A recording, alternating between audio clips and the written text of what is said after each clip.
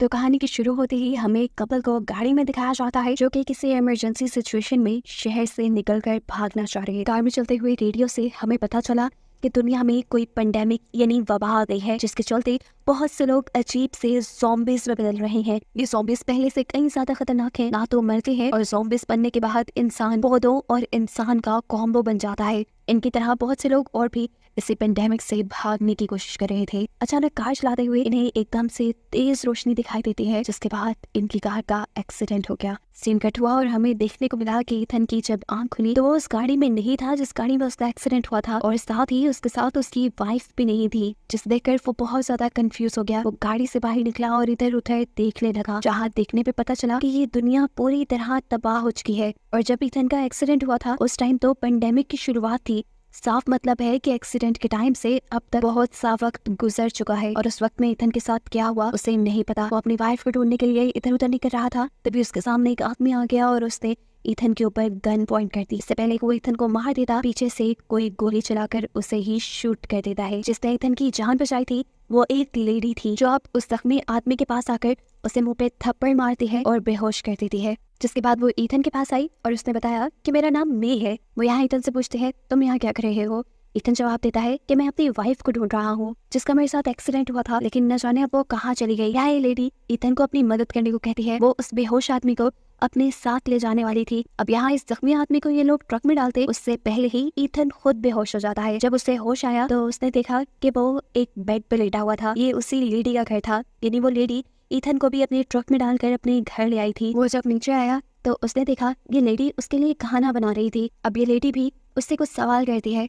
उससे पूछती है तुम कहाँ से आए हो। जवाब में इथन कहता है मुझे ज्यादा कुछ भी याद नहीं, मुझे इतना याद है कि मैं अपनी वाइफ के साथ लेक साइड पे जा रहा था और फिर हमारा एक्सीडेंट हुआ और अब मैं यहाँ पर हूँ। इस लेडी के घर में लगे हुए बहुत से न्यूज़पेपर से उसे पता चलता है कि दुनिया पेंडेमिक की वजह से तबाह हो गई है, और उस पेंडेमिक को आए भी काफी साल गुजर चुके हैं। और ये सुनकर वो बुरी तरह शॉक रह चुका था, क्योंकि उसे ये कल की बात लग रही थी, और इतने टाइम में उसकी वाइफ कहाँ गई थी उसे कुछ मालूम नहीं था। मैं इथन के पीछे खड़े होकर उसे बताती है कि ये सब काफी साल पहले हुआ था। साइंटिस्ट के मुताबिक ये सारा काम नेचर ही कर रही है ताकि सारे इंसान मर जाएं और इस दुनिया को दोबारा से बैलेंस किया जा सके। इनकी इन्हीं बातों के दौरान घर की लाइट चली जाती है। मेन बाहर सोलर सिस्टम को चेक करने से पहले इथन से कहकर जाती है यहाँ किसी चीज को हाथ मत लगाना और यहाँ से बाहर भी ना आना। लेकिन मे की बात ना मानते हुए वो यहाँ से बाहर आया और इर्द गिर्द देखने लगा। वहाँ सामने एक छोटा सा कमरा था, जिसके बाहर मकड़ी के जालों में लिपटा एक ढांचा मूव कर रहा था, और ये देखकर वो डर गया। वो मे से पूछता है ये क्या है। मे जवाब में कहती है वो आर्टिफिशियल है,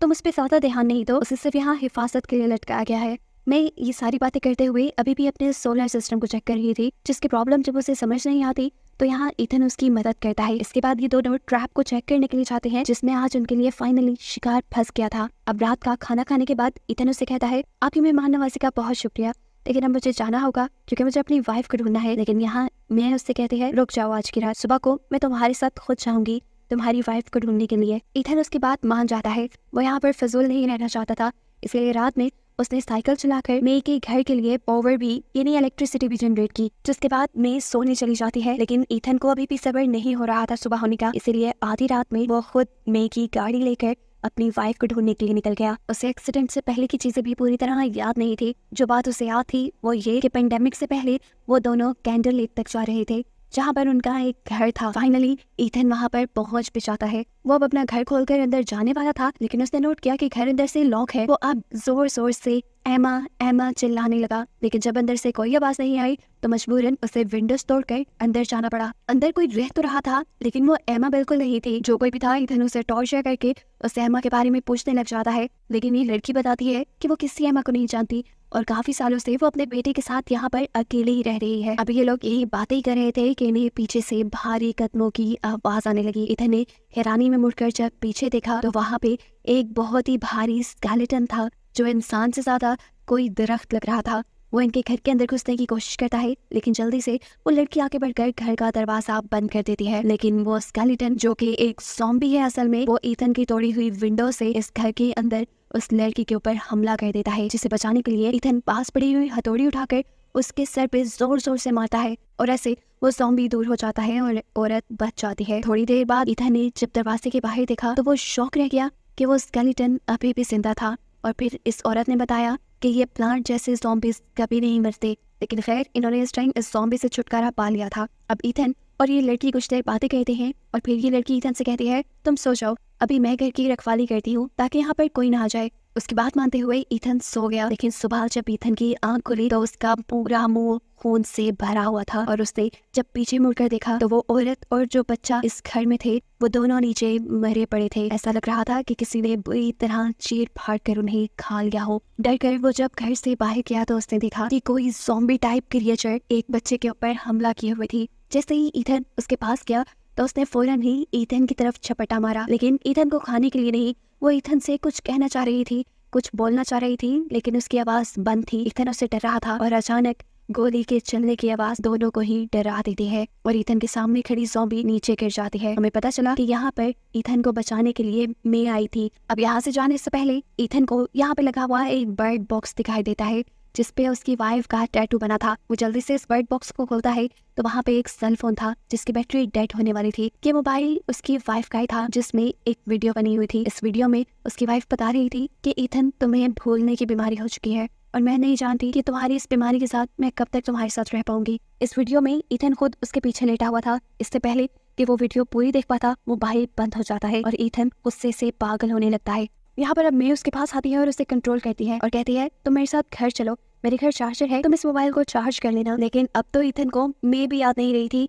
जो उससे कल ही मिली थी। मैं यहाँ उसे अपने बारे में तसल्ली देती है और उसे ले जाने के लिए बाहर ले आती है, जहाँ आकर अब ईथन को वो ट्रक भी याद नहीं था जिसे वो कल रात ही लेकर यहाँ पे आया था। ईथन मे को सजेस्ट करता है कि क्यों ना हम इस ट्रक के जरिए यहाँ से चले जाएं। तो जवाब में मे कहती है किसी इडियट ने रात में इसकी बैटरी बंद नहीं की थी, अब बैटरी इसकी खत्म हो गई है तो इस ट्रक को भी हम नहीं ले जा सकते। पर अब इनकी किस्मत अच्छी थी जो इन्हें यही घर के पास एक छोटी सी साइकिल मिल गई जिसे मे चलाने लगी। रास्ते में इन्हें काफी सारे ज़ॉम्बीज़ पे नजर आए जो तकरीबन दरख्त में ही बदले हुए थे। यहाँ पर अब ईथन मे से सवाल करता है कि तुम्हारी शादी हुई भी है? तब उकताते हुए मे जवाब देती है नहीं, वो मर गया है। रास्ते में अब इनके एक गैस स्टेशन आया जहाँ पर आकर ईथन रुक गया। वही गैस स्टेशन था जो रोज उसके ख्वाब में आया करता था। एकदम से उसे कुछ याद भी आने लगा। उसे याद आया कि जब पेंडेमिक शुरू हुई थी तो ये लोग इसी गैस स्टेशन के पास रुके हुए थे और तब यहाँ पर उनका सामना हो गया था एक ज़ॉम्बी से। जिस ज़ॉम्बी से वो एमा यानी अपनी वाइफ को बचाने के लिए आगे बढ़ा तो उस ज़ॉम्बी ने ईथन के ही पासों पे काट दिया और फिर इसके आगे उसे कुछ याद नहीं आया। खैर अब ईथन को लिए मैं अपने घर पहुंच जाती है, जहाँ आते ही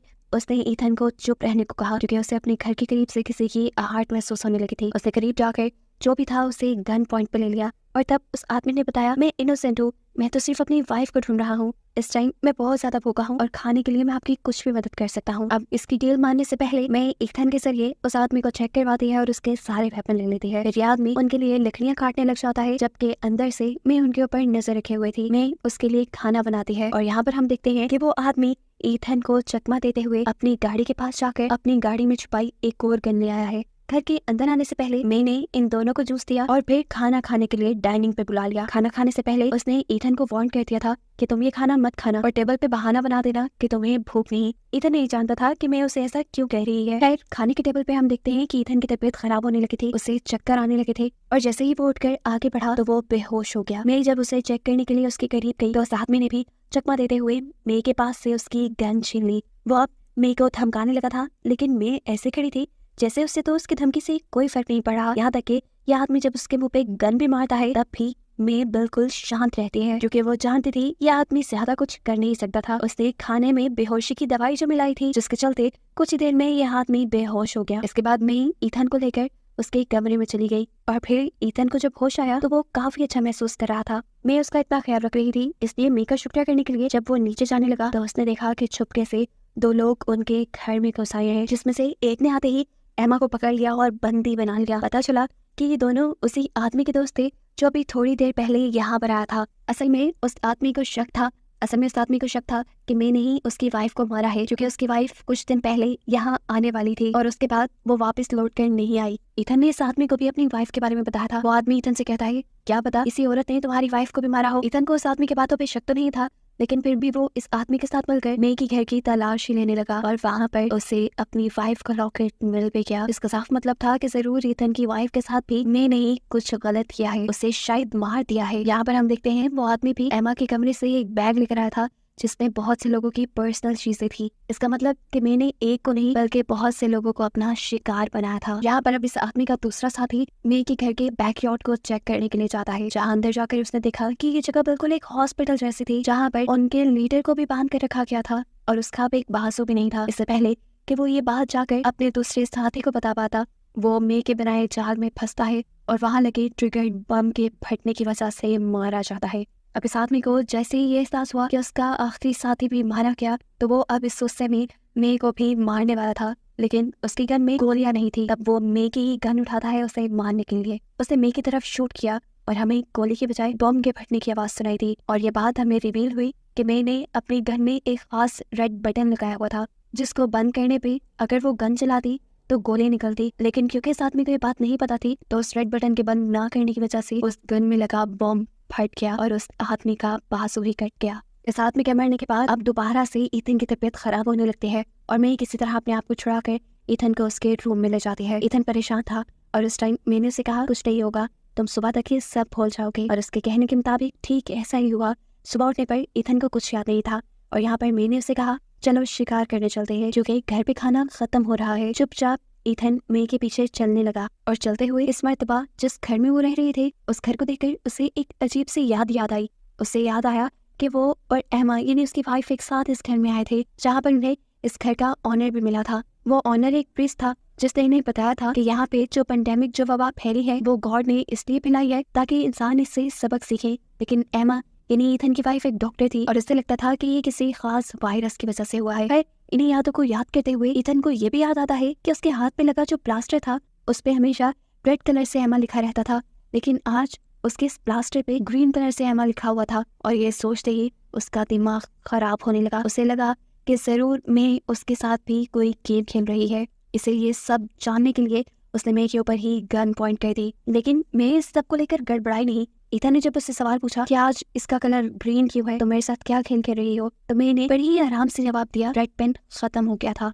यानी इसका साफ मतलब था कि बार बार उसके हाथ पे एमा लिखकर ये दिल वो खुद ही बनाया करती थी। वो अब हर चीज से तंग आ चुकी थी। इस टाइम वो ईथन को सच बता ही देती है कि ईथन तुम जिंदा नहीं हो, तुम मर चुके हो। असल में गैस स्टेशन पर जब तुम्हें एक ज़ॉम्बी ने काट लिया था तो तुम भी इन्फेक्टेड हो गए थे। ये सुनकर ईथन शॉक हो जाता है और फौरन अपना प्लास्टर खोलता है, जहाँ पे उसे अपने हाथ पे बहुत से छोटे छोटे प्लांट दिखाई देते हैं, जिसका मतलब साफ था कि मैं सच बोल रही थी। मैं उसे बताती है कि मैंने तुम्हें हमेशा एक इंसान जैसा बनाए रखने के लिए तुम्हें इंसानों का गोश्त खिलाया, जिसकी वजह से तुम पूरी तरह एक ज़ॉम्बी में नहीं बदले। इनका ठोकर हमें पास्ट में दिखाया जाता है कि जब वो इस घर में आए थे और प्रीस्ट से मिले थे, तभी प्रीस्ट को शक हो गया था कि ईथन कोई इंसान नहीं, क्योंकि उसके अंदर कोई स्पिरिट बोल नहीं रही थी। वो कोई इंसानों जैसे एक्शन नहीं कर रहा था और ये चीज एमा छुपाना चाह रही थी। एकदम से इन सब के दरमियान में बैठे हुए ईथन को चक्कर आने लगते हैं और एमा उसे लेकर वॉशरूम में चली जाती है, जहाँ वो अजीबोगरीब हरकतें करने लगा था।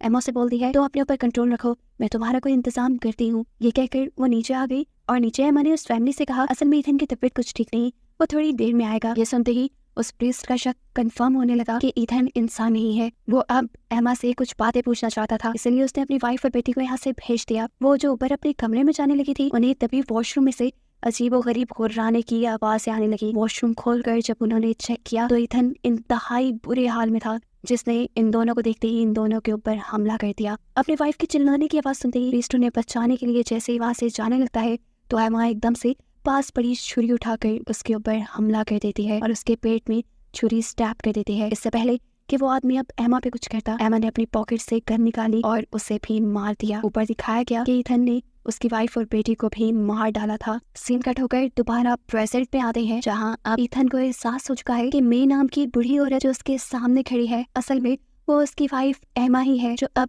बूढ़ी हो चुकी थी। और वो खुद अभी तक जवान इसलिए दिखता था क्योंकि वो एक ज़ॉम्बी बन गया था। एमा ने अपना वादा आज तक पूरा किया और आज तक उसका साथ देती रही। उसके लिए उसने कई लोगों की जान भी ले ली। और क्योंकि ईथन को भूलने की बीमारी थी, तो बूढ़ा होने पर ईथन एमा को पहचानना बंद कर गया था। इसीलिए एमा ने अपने आप को मे कह के ईथन से इंट्रोड्यूस करवाया। ये सब जानने के बाद ईथन की आंखों से आंसू निकलने लगते हैं और अब एमा उससे कहती है, मैं इन सब चीजों से थक चुकी हूँ, अब मैं तुम्हारे साथ तुम्हारी जैसे बन के रहना चाहती हूँ। ईथन अपनी वाइफ एमा को एक ज़ॉम्बी बनते नहीं देख सकता था। वो इस सारे दुख में अपने आप को शूट कर देता है, लेकिन जैसा हम पहले जानते हैं कि ज़ॉम्बीज़ मरते नहीं, तो वो दोबारा से जिंदा हो गया और अब जिंदा होने के बाद उसे दोबारा से चक्कर आने लगते हैं। यानी ईथन अब उस स्टेज पे आ रहा था जहाँ पर वो एक पूरी तरह ज़ॉम्बी बन गया था, और इस टाइम पर अगर वो किसी इंसान का गोश्त न खाता तो वो दोबारा इंसान जैसा ना रहता। इस मर्तबा एमा उसके लिए कोई शिकार नहीं करके लाती, बल्कि अपने आप को उसके सामने रख देती है। ईथन उसे चीर फाड़ कर खा जाता है, जिससे उसे बहुत